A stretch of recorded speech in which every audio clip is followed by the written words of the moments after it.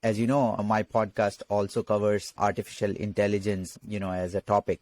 So can you talk about that a little bit? I think with the advancing technology that we have, I think AI has very, very pivotal role when we are working with the nature. So one of the prime point see that AI is supporting currently on dealing with the issues, particularly in cities, is essentially to map the heat zones, for instance, in the cities. And I would quote these examples, with some of the cities where we got an opportunity to visit and work with the local research institutions there.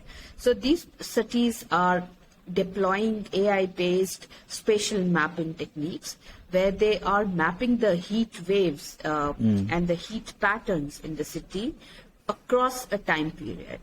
And the objective of mapping that is basically to understand in which area or in which zone of the city we have more heat waves, where the temperature is more than the other. The objective is essentially to identify those hotspots. That can be done with, so there are different sensors, for instance, has been deployed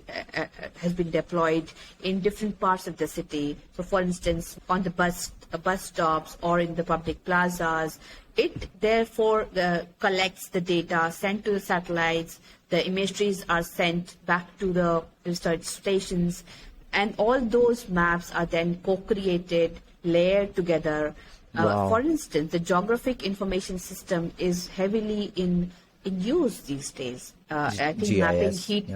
yeah. GIS. Heat wave mapping is part of GIS as well. And in GIS also we have now a advanced form of GIS where we have predictions coming in terms of cyclones or the typhoons which are hitting the coastal areas. So for instance, if I could give an example of India again, where we I could say in my based on my experience and my knowledge, I think a decade ago or so, we really had not too advanced technologies, and AI was not much in use. Therefore, whenever we have, because we have a very, very long coastline, and whenever there is a change in season, these coasts are really disturbed a lot. There are a lot of havoc caused on the coast, and we lose a lot of resources, both natural and man-made. But over the period of time, we can now say that in the current period, with the adoption of,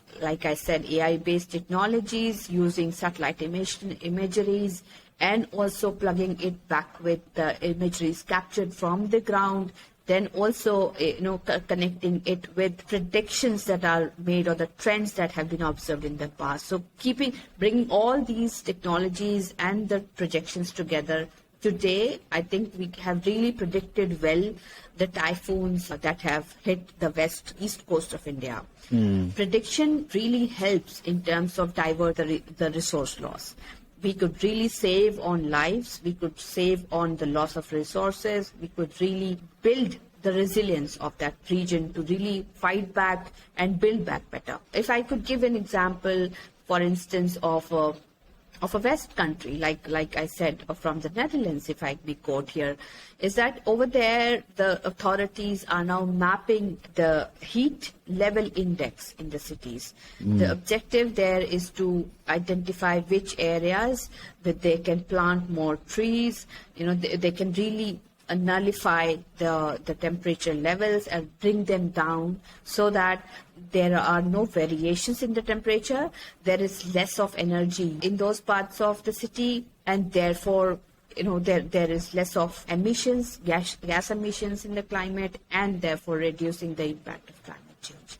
So I think at all levels, we all are progressing, but there's a lot of scope, of course, to learn from each other. As we can see, the West has really advanced on the front of adopting AI-based technologies, GIS technologies, in predicting health, in predicting natural behaviors and natural disasters, and also identifying opportunities on how really we can use these incidences of disaster to our benefit. For instance, if I can quote, Sweden is one of the countries in the world which is like 99% optimizing the use of wind. So with the use of windmills, they are The whole system of energy is really optimizing the winds in that region, and their dependency on coal-based generation of electricity is really low. There are, as I said, there are a lot of inspirations, technologies available.